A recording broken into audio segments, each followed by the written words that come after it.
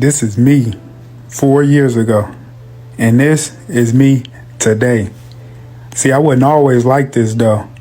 I grew up in a small town with no dad because my dad, he was in prison. He did 20 years in prison. So me, I was raised by the streets. I grew up listening to the rappers, wanting to be like a rapper, wanting the money, wanting the cars, and that type of lifestyle. But what the rappers don't tell you is that type of lifestyle come with prison. So I sat up in prison and I hustled. I sold honey buns and cakes and sodas.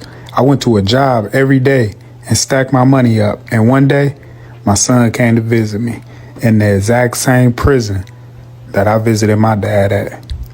When I got back to my cell that night, I cried. I broke down and I changed. I put down all the James Patterson. I got away from the TV and I started educating myself, mostly on real estate. And when I got out, I moved to a city where I didn't know a soul. The only person I knew was my landlord. I asked him if he had a building for sale, and he sold me this duplex right here. And this right here changed my life.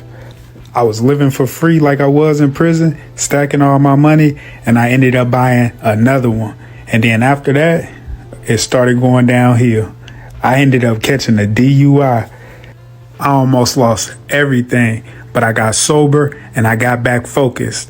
While I was in there, I didn't have nothing else to do. So I sat down and I wrote. I wrote a book about what I knew. And I knew about real estate, from prison to properties.